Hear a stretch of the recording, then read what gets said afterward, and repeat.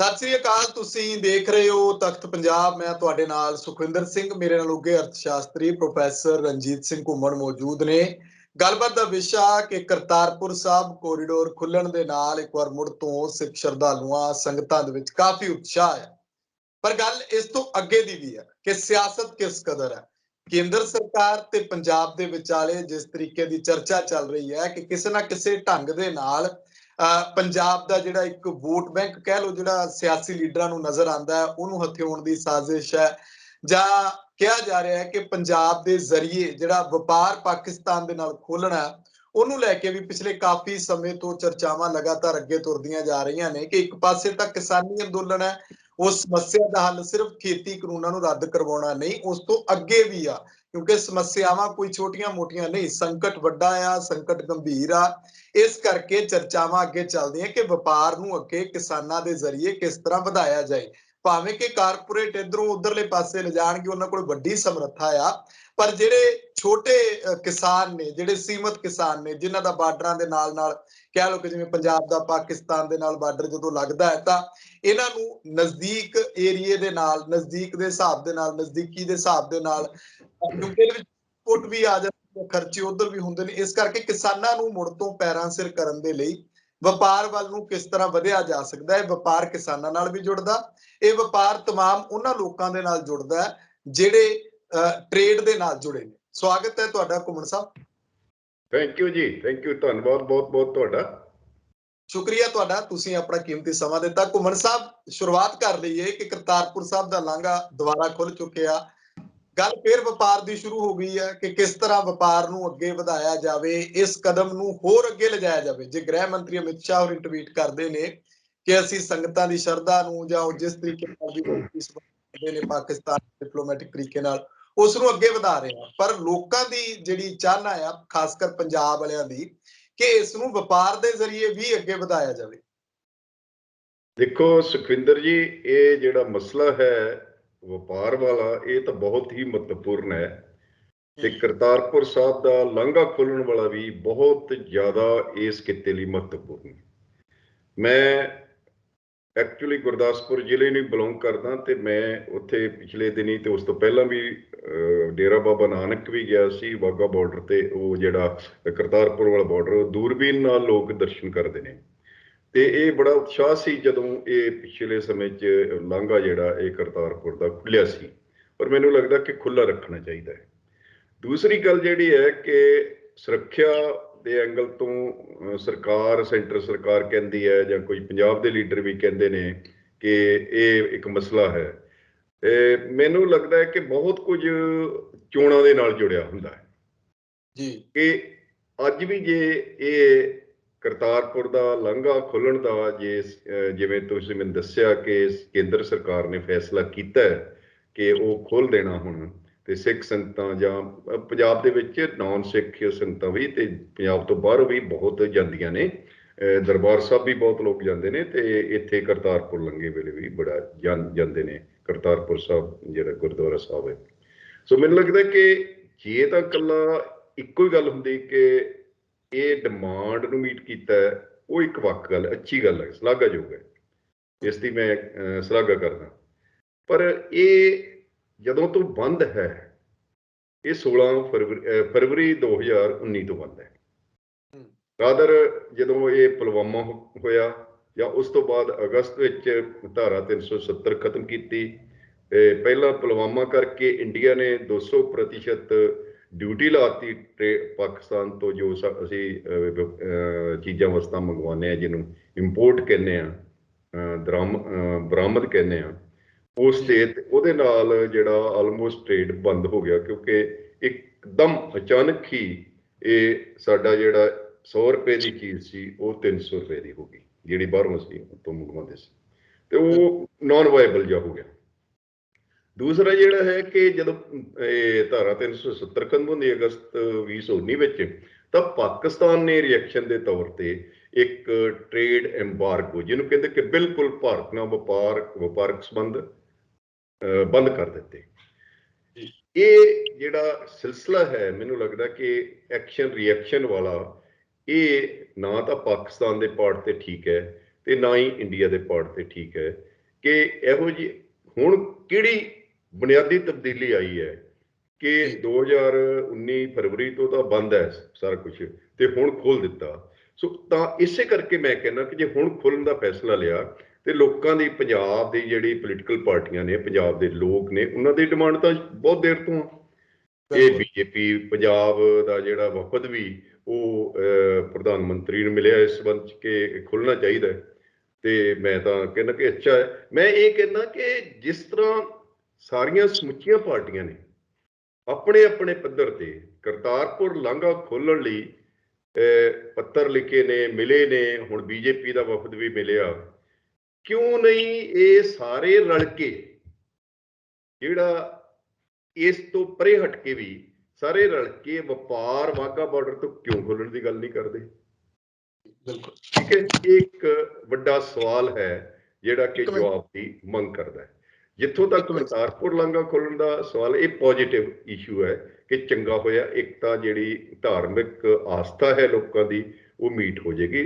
ਸਿੱਖਾਂ ਵਾਸਤੇ ਜਾਂ ਪੰਜਾਬ ਵਾਸਤੇ ਜਾਂ ਜਿਹੜੇ ਵੀ ਸਿੱਖ ਧਰਮ ਨੂੰ ਮੰਨਦੇ ਨੇ, ਇਹ ਸਿੱਖਾਂ ਤੋਂ ਬਿਨਾਂ ਵੀ ਸਿੱਧੀ ਵੀ ਹੋਰ ਗੁਰੂ ਨਾਨਕ ਦੇ ਬਹੁਤ ਨਾਮ ਲੈਵਾ ਨੇ ਹੋਰ, ਤਾਂ ਉਹ ਸਾਰਿਆਂ ਲਈ ਇੱਕ ਵੱਡੀ ਗੱਲ ਹੈ ਕਿ ਉਹ ਜਾ ਕੇ ਉੱਥੇ ਨਤਮਸਤਕ ਹੋ ਸਕਣਗੇ, ਜਾ ਸਕਣਗੇ। ਇੱਕ ਤਾਂ ਇਹ ਹਿੱਸਾ। ਦੂਜਾ ਹਿੱਸਾ ਜਿਹੜਾ ਤੇ ਵਪਾਰ ਦੀ ਗੱਲ ਕੀਤੀ, ਤੁਹਾਡੇ ਮਾਧਿਅਮ ਰਾਹੀਂ ਮੈਂ ਦੱਸਣਾ ਚਾਹਾਂਗਾ ਕਿ 1947 ਚ ਜਦੋਂ ਦੇਸ਼ ਆਜ਼ਾਦ ਹੋਇਆ ਤਾਂ ਤਕਰੀਬਨ 50% ਜਿਹੜਾ ਪਾਕਿਸਤਾਨ ਦਾ, ਜਿਹੜਾ ਹੁਣ ਪਾਕਿਸਤਾਨ ਹੈ, ਜਿਹੜਾ ਉਦੋਂ ਵੈਸਟ ਪਾਕਿਸਤਾਨ ਸੀਗਾ, ਉੱਥੋਂ ਇੰਪੋਰਟ ਹੁੰਦਾ ਸੀ ਉਹਨਾਂ ਦਾ ਪੂਰਾ, ਤੇ ਕਈ ਵਾਰੀ ਉੱਥੋਂ ਇੰਪੋਰਟ ਹੋ ਕੇ ਰੀਐਕਸਪੋਰਟ ਵੈਸਟ ਬੰਗਾਲ, ਜਿਹੜਾ ਹੁਣ ਉਹ ਬੰਗਲਾਦੇਸ਼ ਬਣਿਆ ਹੈਗਾ, ਉਦੋਂ ਉਹ ਈਸਟ ਪਾਕਿਸਤਾਨ ਸੀਗਾ, ਉਹਨਾਂ ਨੂੰ ਹੁੰਦਾ ਸੀ। ਤੇ ਮੇਰੀ PhD ਦਾ ਜਿਹੜਾ ਖੋਜ ਨਿਬੰਧ ਹੈ ਉਹ ਵੀ ਭਾਰਤ ਪਾਕਿਸਤਾਨ ਵਪਾਰਕ ਸੰਬੰਧਾਂ ਤੇ ਹੈ,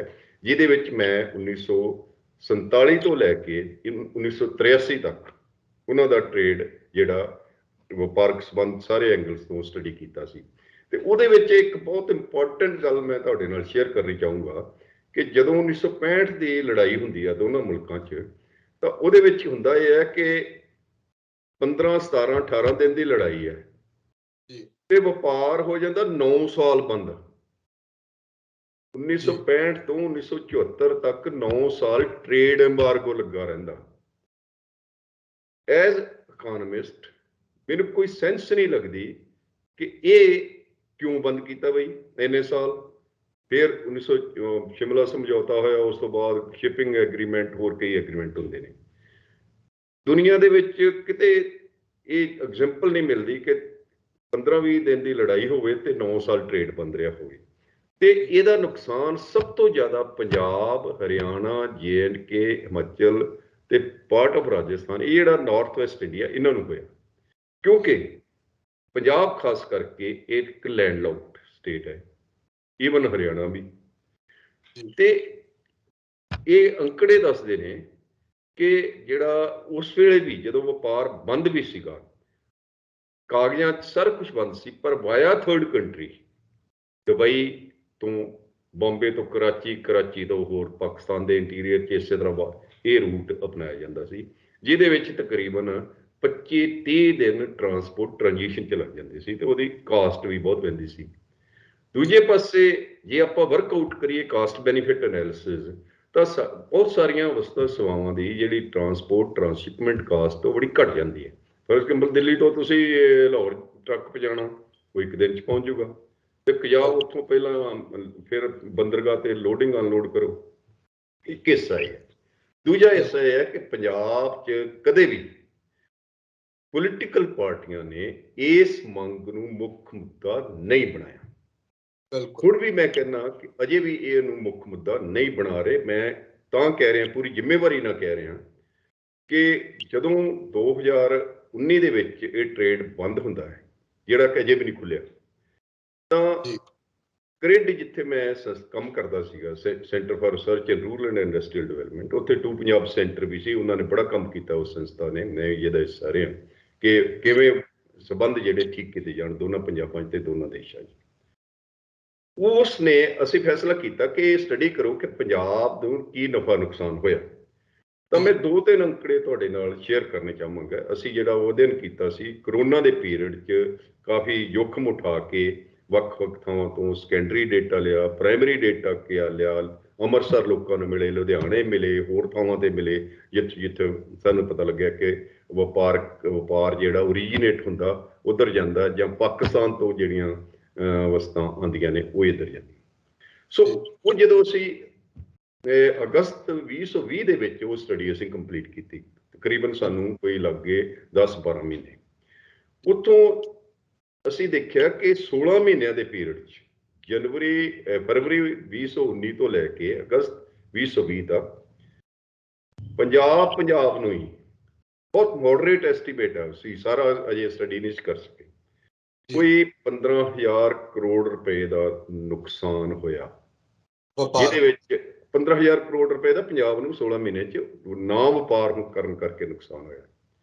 ਜਿਹਦੇ ਵਿੱਚ ਅਸੀਂ ਕੋਸ਼ਿਸ਼ ਕੀਤੀ ਕਿ ਢਾਬੇ ਵਾਲਿਆਂ ਦਾ ਵੀ ਸਟੱਡੀ ਕਰੀਏ, ਜਿਹਦੇ ਵਿੱਚ ਕੋਸ਼ਿਸ਼ ਕੀਤੀ ਕਿ ਅਟਾਰੀ ਵਾਹਗਾ ਬਾਰਡਰ ਤੇ ਜਾਂ ਅਟਾਰੀ ਜਿਹੜਾ ਸ਼ਹਿਰ ਹੈ, ਕਸਬਾ, ਉੱਥੇ ਦੁਕਾਨਾਂ ਦਾ ਹੋਰ ਸਾਰਾ, ਜਿਹਦੇ ਵਿੱਚ ਕੁੱਲੀਆਂ ਦਾ ਹੈ, ਉੱਥੇ ਕੋਈ 3,000 ਦੇ ਕਰੀਬ ਕੁੱਲੀ ਤੇ ਹੈਲਪਰ ਨੇ, ਜਿਹਦੇ ਵਿੱਚ ਕੋਈ 500-700 ਟਰੱਕ ਉੱਥੇ ਆਪਰੇਟ ਹੁੰਦਾ ਹੈਗਾ, ਜਿਹਦੇ ਵਿੱਚ ਉਸ ਦੇ ਬੇਸਿਸ ਤੇ ਜਿਪਸਮ ਦੇ ਹੋਰ ਸਾਰੇ ਕਾਰਖਾਨੇ ਲੱਗੇ ਨੇ, ਔਰ 200 ਦੇ ਟਰੱਕ ਦੇ ਉਹਨਾਂ ਕੋਲੇ ਟਰਾਂਸਪੋਰਟ ਕਰਨ ਲਈ ਹੈ। ਇਸ ਤਰ੍ਹਾਂ ਸੰਗਰੂਰ ਤੱਕ ਵੀ ਇੱਕ ਚੀਮਾ ਜਿਹੜਾ ਚੌਕ ਹੈ, ਉੱਥੇ ਵੀ ਅਸੀਂ ਦੇਖਿਆ ਕਿ ਇੱਕ ਕਾਫੀ ਵੱਡਾ ਐਂਟਰਪ੍ਰੇਨਿਓਰ ਹੈ, ਜਿਹਨੇ ਬਹੁਤ ਵੱਡੇ ਪੱਧਰ ਤੇ ਤਾਂ ਨਹੀਂ, ਪਰ ਪਾਕਿਸਤਾਨ ਨੂੰ ਉਹ ਐਗਰੀਕਲਚਰ ਇੰਪਲੀਮੈਂਟ ਐਕਸਪੋਰਟ ਕਰਦਾ, ਜਿਹਦੀ ਕਿ ਬੜੀ ਡਿਮਾਂਡ ਸੀ ਕਿਉਂਕਿ ਕੰਪੈਟੀਬਿਲਿਟੀ ਬਹੁਤ ਹੈ। ਸੋ ਇਸ ਤਰ੍ਹਾਂ ਦੇ ਬਹੁਤ ਐਗਜ਼ਾਮਪਲ ਜਿਹੜੀਆਂ ਦਿੱਤੀਆਂ ਜਾ ਸਕਦੀਆਂ ਨੇ। ਸੋ ਕੁੱਲ ਮਿਲਾ ਕੇ 15,000 ਕਰੋੜ ਰੁਪਈਆ 16 ਮਹੀਨੇ 'ਚ। ਹੁਣ ਅਗਸਤ 2020 ਤੋਂ ਲੈ ਕੇ ਨਵੰਬਰ 2021 ਆ ਗਿਆ, ਠੀਕ ਹੈ, 14 ਮਹੀਨੇ ਹੋਰ ਹੋ ਗਏ, ਤੁਸੀਂ ਐਡ ਕਰ ਲਓ, ਰਫਲੀ ਦੁੱਗਣਾ ਹੋ ਜਾਂਦਾ ਹੈ। ਇਸੇ ਤਰ੍ਹਾਂ ਜਿਹੜਾ ਰੁਜ਼ਗਾਰ ਹੈ ਪੰਜਾਬ ਦੇ ਲੋਕਾਂ ਨੂੰ ਮਿਲ ਰਿਹਾ ਸੀ ਸਿੱਧੇ ਤੌਰ ਤੇ, ਉਹ ਵੀ ਕੋਈ 10,000 ਤੋਂ ਲੈ ਕੇ 12,000 ਤੱਕ ਸੀਗਾ। ਸੋ ਬਹੁਤ ਕੋਈ ਟਰੱਕ ਵਿਹਲੇ ਹੋ ਗਏ, ਟਰੱਕ ਲੋਕਾਂ ਨੇ ਈਵਨ ਡਿਸਟ੍ਰੈਸ ਸੇਲ ਕੀਤੀ ਲੋਕਾਂ ਨੇ, ਕਿਉਂਕਿ ਕਰਜ਼ਾ ਲਿਆ ਹੋਇਆ ਸੀਗੇ, ਤੇ ਉਹ ਸਾਰਾ ਪ੍ਰੋਸੈਸ ਚੋਂ ਲੱਗ ਕੇ ਇਹ ਪੰਜਾਬ ਨੂੰ ਇਸ ਦਾ ਬਹੁਤ ਨੁਕਸਾਨ ਹੁੰਦਾ ਹੈ। ਪਰ ਦੁੱਖਾਂ ਤੇ ਹੈ, ਮੈਂ ਤੁਹਾਡੇ ਨਾਲ ਇੱਕ ਗੱਲ ਹੋਰ ਬੜੀ ਚੰਬੇ ਵਾਲੀ ਤੁਹਾਡੇ ਮਾਧਿਅਮ ਰਾਹੀਂ ਸ਼ੇਅਰ ਕਰਨੀ ਚਾਹਾਂਗਾ ਕਿ ਅਸੀਂ ਫਿਰ ਸੋਚਿਆ ਕਿ ਅਸੀਂ ਏਡੀ ਵੱਡੀ ਸਟੱਡੀ ਕੀਤੀ ਹੈ ਤੇ ਸਾਨੂੰ ਇਸ ਤੇ ਇੱਕ ਸੈਮੀਨਾਰ ਕਰਨਾ ਚਾਹੀਦਾ ਹੈ।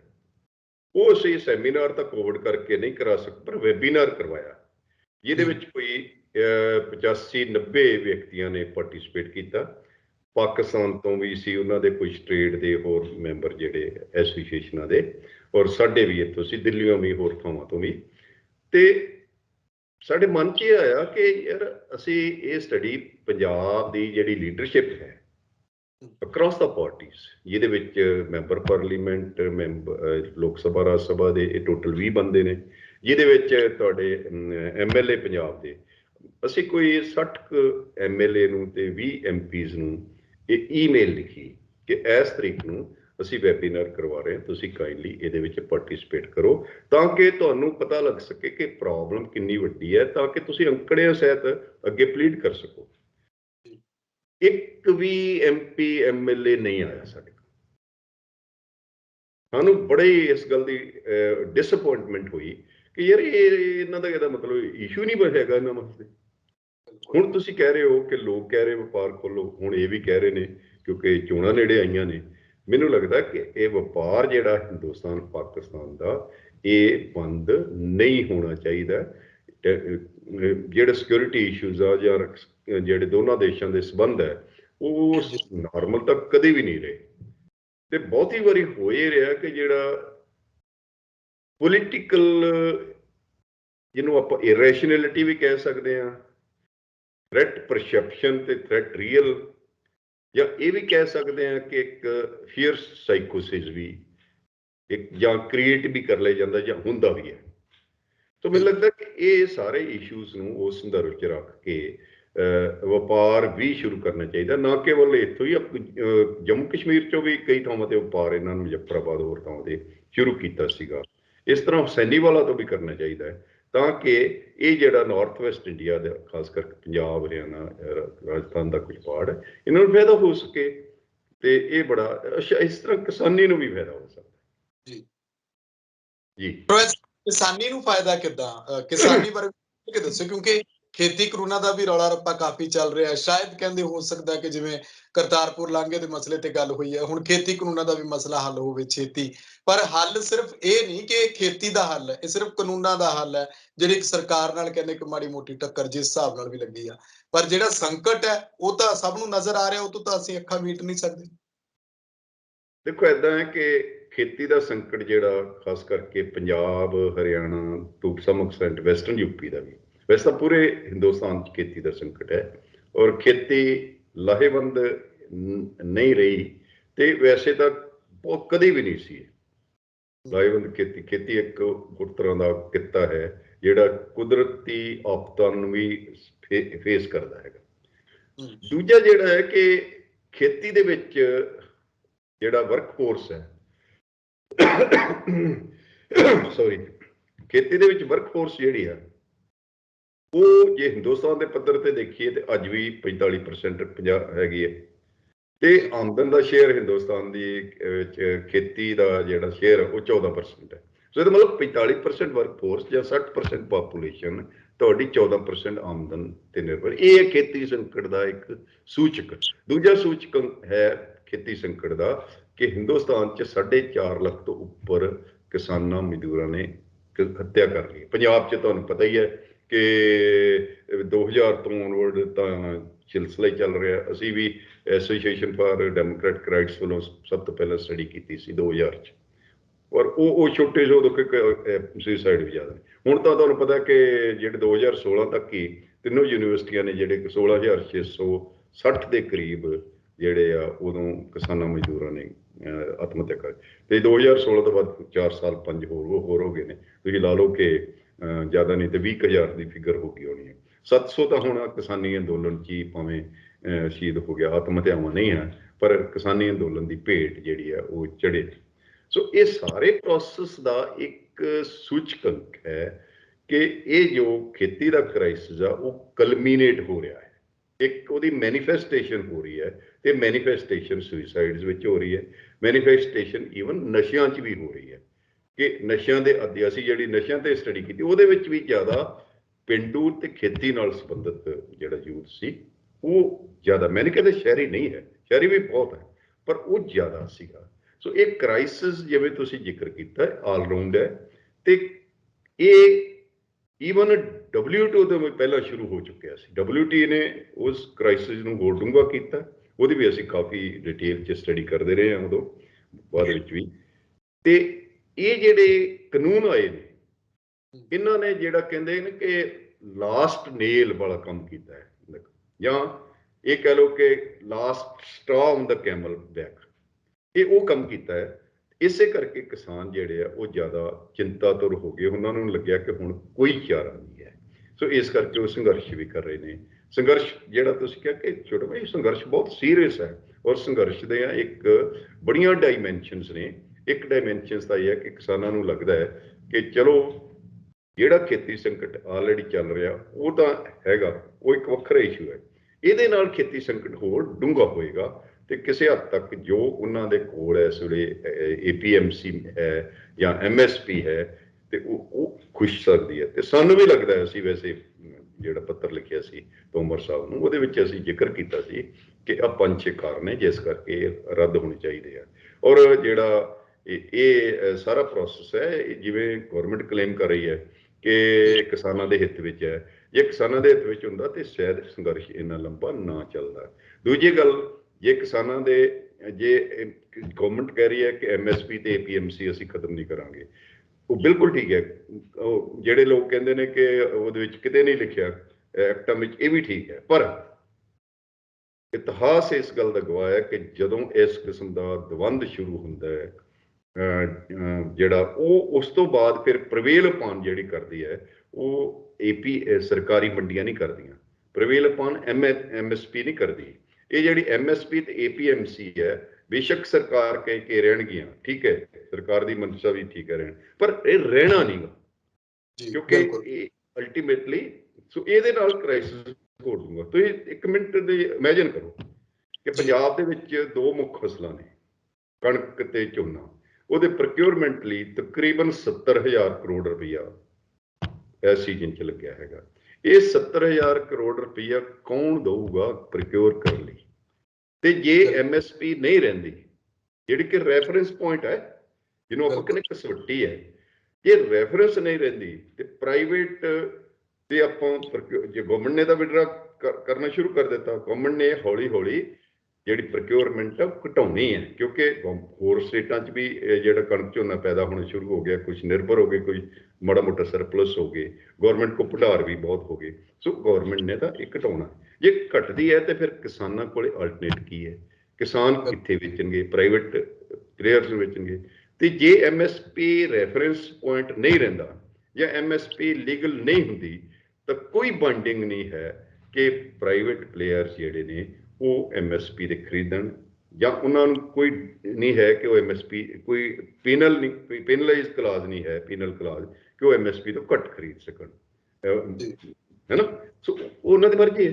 ਇਹ ਇੱਕ ਇਕਨੋਮਿਕਸ ਦੇ ਵਿੱਚ ਨਾ ਦੋ ਟਰਮਾਂ ਬੜੀਆਂ ਇੰਪੋਰਟੈਂਟ ਨੇ, ਇੱਕ ਮੋਨੋਪਲੀ ਹੈ, ਇੱਕ ਮੋਨੋਪਸੋਨੀ ਹੈ।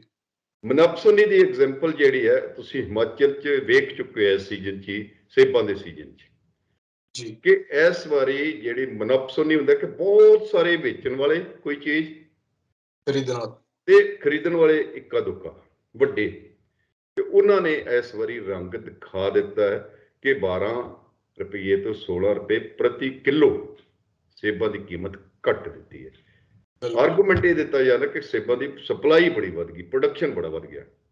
ਪਰ ਜਦੋਂ ਸ਼ੁਰੂ 'ਚ ਇਹ ਕੰਮ ਕਰਨਾ ਸੀ 5-7 ਸਾਲ ਪਹਿਲਾਂ, 10, ਉਦੋਂ ਬੜੇ ਸਬਜ਼ ਬਾਗ ਵਿਖਾਏ, ਵੱਧ ਪ੍ਰਾਈਸ ਵੀ ਦਿੱਤੀਆਂ, ਤੇ ਹੁਣ ਇੱਕਦਮ ਦੇਖ ਲਓ। ਸੋ ਮੈਂ ਕਹਿੰਦਾ ਇਹ ਕਿਸਾਨਾਂ ਦਾ ਖਦਸ਼ਾ ਜਿਹੜਾ ਠੀਕ ਹੈ ਕਿ ਖੇਤੀ ਸੰਕਟ ਜਿਹੜਾ ਕਿ ਪਹਿਲਾਂ ਗੰਭੀਰ ਹੈ, ਉਹ ਇਹਨਾਂ ਕਾਨੂੰਨਾਂ ਨਾਲ ਹੋਰ ਗੰਭੀਰ ਹੋ ਜਾਣਾ, ਤੇ ਕੱਲ ਨੂੰ ਜੋ ਸੇਬਾਂ ਨਾਲ ਹਿਮਾਚਲ 'ਚ ਹੋਇਆ ਕਣਕ ਝੋਨੇ ਨਾਲ ਵੀ ਹੋ ਸਕਦਾ ਹੈ।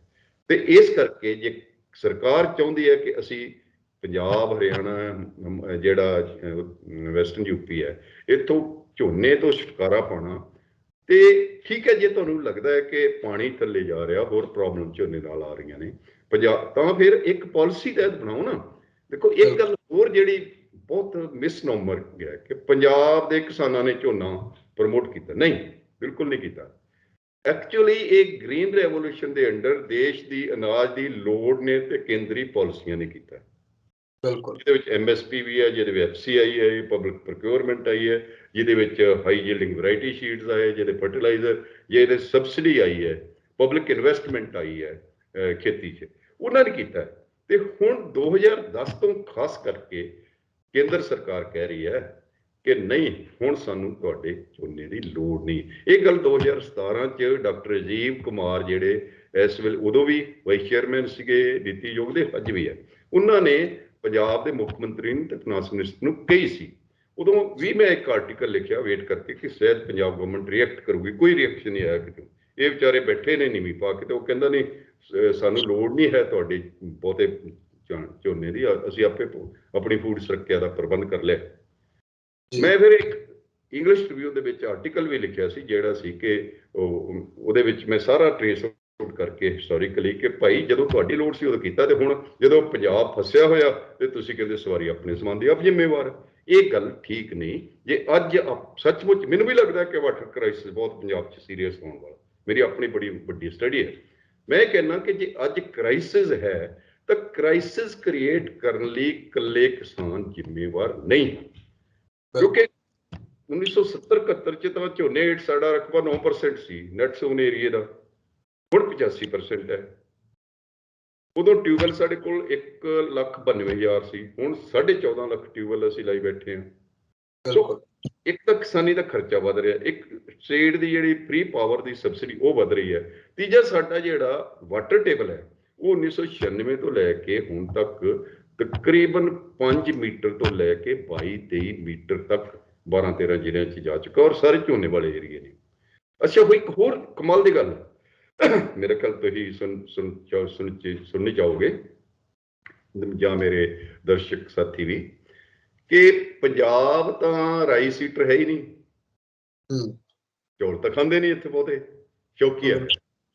ਤੇ ਅਸੀਂ ਜਿਹੜਾ ਚੌਲ ਪੈਦਾ ਕਰਦੇ ਆ ਉਸ ਤੇ ਜਿਹੜੀ ਔਸਤ ਹਿੰਦੁਸਤਾਨ ਦੀ ਚਾਵਲ ਪੈਦਾ ਕਰਨ ਤੇ ਵਾਟਰ ਜੋ ਲੱਗਦਾ ਹੈ, ਸਾਡਾ ਲੱਗਦਾ ਹੈ 5337 ਲੀਟਰ 1 ਕਿਲੋ ਤੇ 1 ਕਿਲੋ ਚਾਵਲ ਪੈਦਾ ਕਰਦੇ।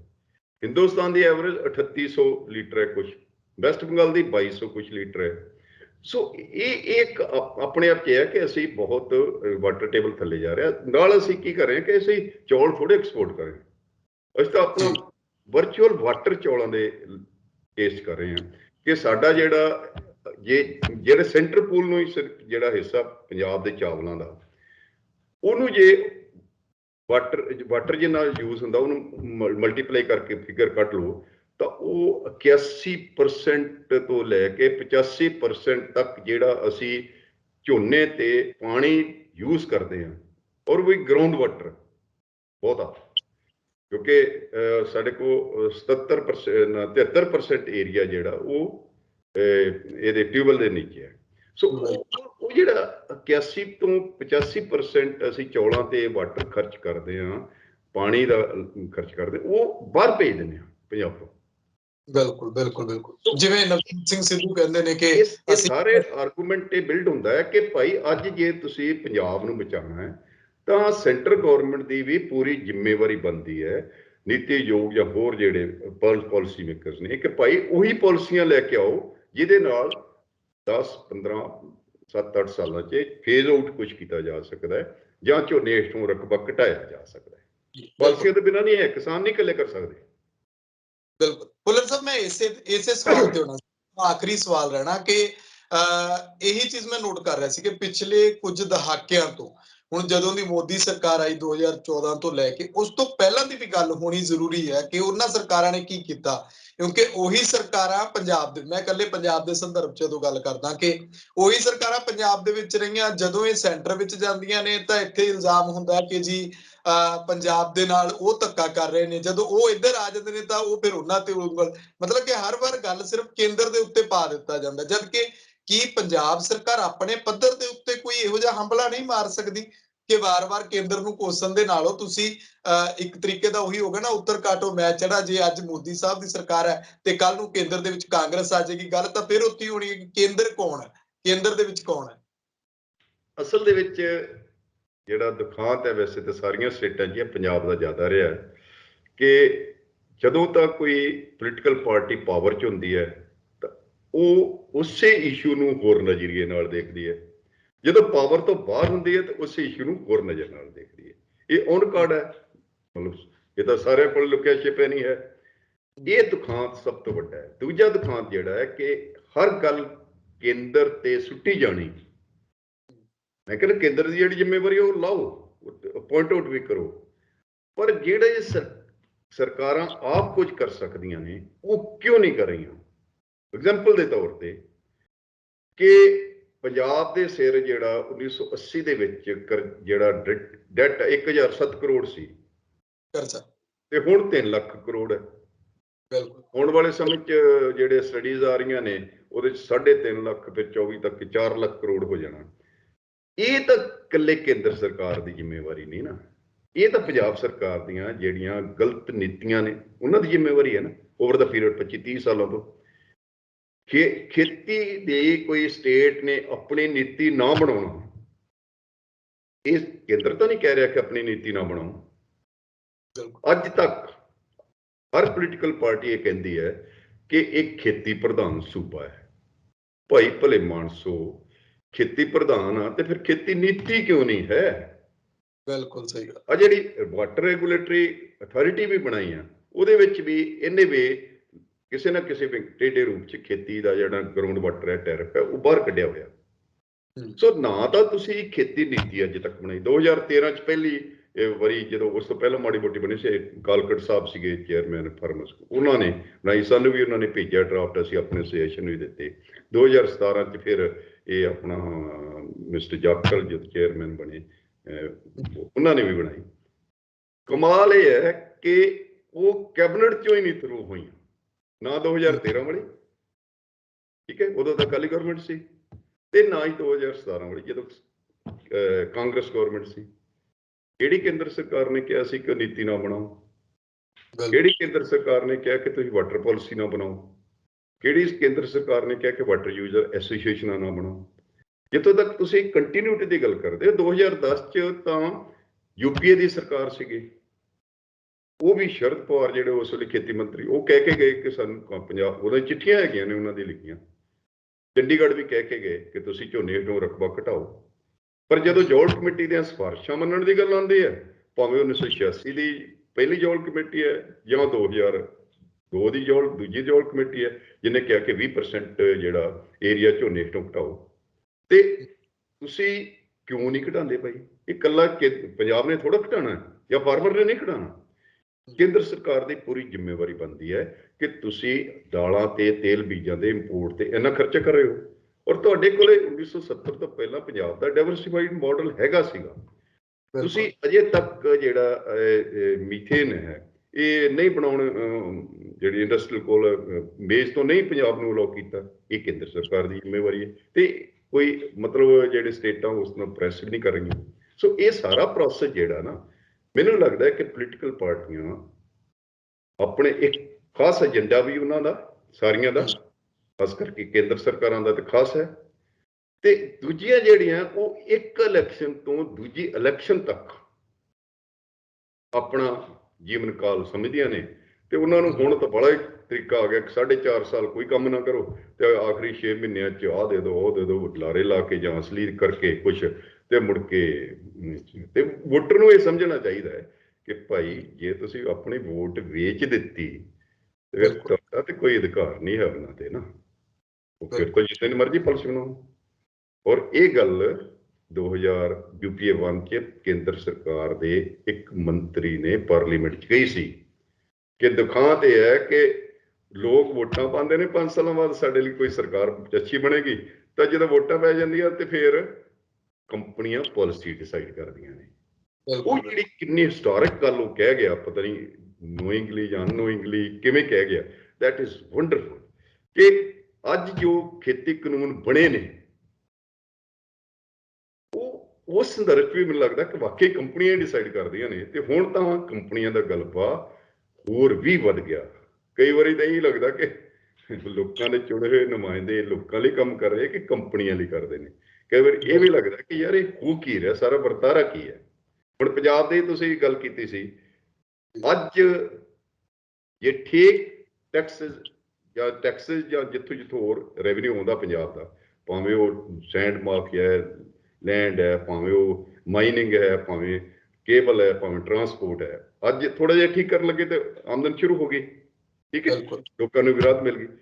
ਤੇ ਮੇਰੇ ਆਪਣੀ ਸਟੱਡੀਜ਼ ਹੈ ਬਹੁਤ ਮੋਡਰੇਟ, ਮਤਲਬ ਜ਼ਿਆਦਾ, ਉਹ 20 ਤੋਂ 25,000 ਕਰੋੜ ਰੁਪਈਆ ਜੇ ਠੀਕ ਕਿਸਮ ਦੀ ਇੰਪਲੀਮੈਂਟੇਸ਼ਨ ਕੀਤੀ ਜਾਵੇ, ਚੋਰੀ ਅਵਿਜਨ ਰੋਕਿਆ ਜਾਵੇ, ਪਿਲਫਰੇਜ ਰੋਕੀ ਜਾਵੇ, ਤਾਂ ਸਰਕਾਰੀ ਖਜ਼ਾਨੇ 'ਚ 20 ਤੋਂ 25,000 ਕਰੋੜ ਰੁਪਈਆ ਆਰਾਮ ਨਾਲ ਪੰਜਾਬ ਦੇ ਖਜ਼ਾਨੇ 'ਚ ਆ ਸਕਦਾ। ਤੇ ਵੈਲ ਇਮੇਜਿਨ ਕਿ ਜੇ ਇੰਨਾ ਹੋਰ ਆਉਂਦਾ ਤੇ ਪੰਜਾਬ ਨੂੰ ਕਰਜ਼ਾ ਲੈ ਕੇ ਸਰਕਾਰ ਚਲਾਉਣ ਦੀ ਲੋੜ ਨਹੀਂ ਪਏਗੀ।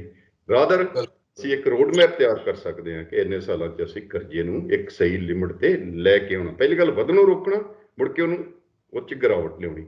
ਤੇ ਉਸ ਤੋਂ ਇਲਾਵਾ ਸਰਕਾਰ ਦੀ ਜਿਹੜੀ ਗਵਰਨੈਂਸ ਹੈ ਉਹ ਸਟਰੋਂਗ ਹੋਏਗੀ, ਸਰਕਾਰ ਦੀ ਇੰਟਰਵੈਂਸ਼ਨ ਸਟਰੋਂਗ ਹੋਏਗੀ, ਔਰ ਪਬਲਿਕ ਇਨਵੈਸਟਮੈਂਟ ਵੀ ਹੋਏਗੀ। ਹੁਣ ਪਬਲਿਕ ਇਨਵੈਸਟਮੈਂਟ ਨਾਂ ਦੀ ਤੇ ਕੋਈ ਚੀਜ਼ ਪੰਜਾਬ 'ਚ ਹੈ ਨਹੀਂ। ਠੀਕ ਹੈ, ਸੋ ਇਹ ਸਾਰਾ ਪ੍ਰੋਸੈਸ ਜਿਹੜਾ ਡਿਵੈਲਪਮੈਂਟ ਦਾ ਇੱਕ ਨਾਲ ਜੁੜਿਆ ਹੋਇਆ, ਇਹਦੇ ਨਾਲ ਹੀ ਤੁਹਾਡਾ ਰੁਜ਼ਗਾਰ ਜੁੜਿਆ ਹੋਇਆ, ਕਿਉਂਕਿ ਰੁਜ਼ਗਾਰ ਜਿਹੜਾ ਖੇਤੀ ਚੋਂ ਘਟ ਰਿਹਾ, ਖੇਤੀ ਦਾ ਧੱਕੇ ਮਾਰ ਕੇ ਬਾਹਰ ਕੱਢ ਰਹੀ ਹੈ, ਤੇ ਇਹਨਾਂ ਕਾਨੂੰਨਾਂ ਨੇ ਹੋਰ ਵੀ ਬਾਹਰ ਕੱਢਣਾ ਲੋਕਾਂ ਨੂੰ। ਸੋ ਇਸ ਕਰਕੇ ਮੈਨੂੰ ਲੱਗਦਾ ਹੈ ਕਿ ਇਹ ਸਮੁੱਚੇ ਸੰਦਰਭ ਜਿਹੜੀ ਆ ਸੋਚਣ ਦੀ ਲੋੜ ਹੈ ਤੇ ਪਾਲਿਸੀ ਬਣਾਉਣ ਦੀ ਲੋੜ ਹੈ।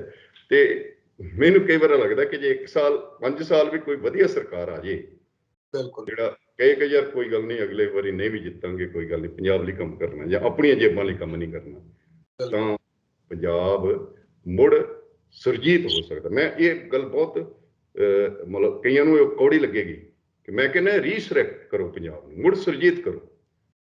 ਯੂਥ ਇੱਥੇ ਰਹਿ ਨਹੀਂ ਰਿਹਾ। ਤੁਸੀਂ ਕਹਿ ਰਹੇ ਹੋ ਕਿ ਅਸੀਂ ਆਈਲੈਟ ਲਈ ਆਹ ਦੇ ਦਾਂਗੇ, ਅਸੀਂ ਬਾਹਰ ਜਾਣ ਲਈ ਇੰਨਾ ਲੱਖ ਕਰਜ਼ਾ ਦੇ ਦਾਂਗੇ ਫਲਾਣਾ, ਇਹਦਾ ਮਤਲਬ ਕਿ ਤੁਸੀਂ ਇੱਥੇ ਰਹਿਣ ਨਹੀਂ ਦੇਣਾ ਲੋਕਾਂ ਨੂੰ। ਵਾਈ ਤੁਸੀਂ ਯੂਥ ਨੂੰ ਇੱਥੇ ਰੱਖਣ ਦਾ ਹਾਲਾਤ ਕਿਉਂ ਨਹੀਂ ਪੈਦਾ ਕਰਦੇ?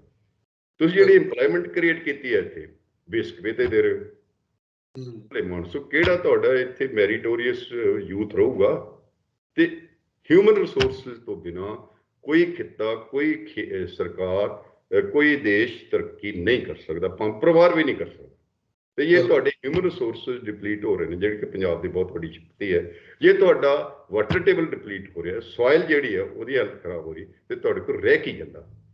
ਸੋ ਮੈਨੂੰ ਲੱਗਦਾ ਕਿ ਬਹੁਤ ਵੱਡੇ ਮਸਲੇ ਨੇ ਜਿਹੜੇ ਸੋਚਣ ਦੀ ਲੋੜ ਹੈ। ਜੀ ਸ਼ੁਕਰੀਆ ਘੁੰਮਣ ਸਾਹਿਬ, ਧੰਨਵਾਦ ਤੁਹਾਡਾ। ਥੈਂਕ ਯੂ ਜੀ, ਥੈਂਕ ਯੂ।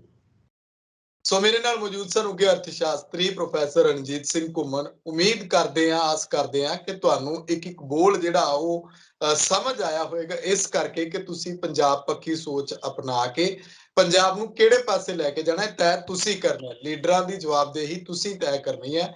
ਇਸ ਕਰਕੇ ਇਸ ਮਸਲੇ ਨੂੰ ਵਪਾਰ ਦੇ ਐਂਗਲ ਤੋਂ, ਇਸ ਮਸਲੇ ਨੂੰ ਆਪਣੇ ਪਰਿਵਾਰ ਦੇ ਐਂਗਲ ਤੋਂ ਵੀ ਸੋਚਣ ਦੀ ਜ਼ਰੂਰਤ ਹੈ, ਨਾ ਕਿ ਸਿਰਫ ਕੇਂਦਰ ਨੂੰ ਕੋਸਿਆ ਜਾਵੇ ਜਾਂ ਕਿਸੇ ਵੀ ਸਰਕਾਰ ਨੂੰ ਕੋਸ ਲਿਆ ਜਾਵੇ। ਇੱਛਾ ਸ਼ਕਤੀ ਜਿਹੜੀ ਹੈ ਉਹ ਸਿਆਸੀ ਪਾਰਟੀਆਂ ਦੀ, ਲੀਡਰਾਂ ਦੀ, ਉਹ ਵੀ ਅਹਿਮੀਅਤ ਰੱਖਦੀ ਹੈ। ਆਪਣੇ ਵਿਚਾਰ ਕਮੈਂਟ ਜ਼ਰੂਰ ਕਰਿਓ। ਤਖਤ ਪੰਜਾਬ ਨੂੰ ਸਬਸਕ੍ਰਾਈਬ ਕਰੋ। ਮੈਨੂੰ ਇਜਾਜ਼ਤ ਦਿਓ। ਧੰਨਵਾਦ।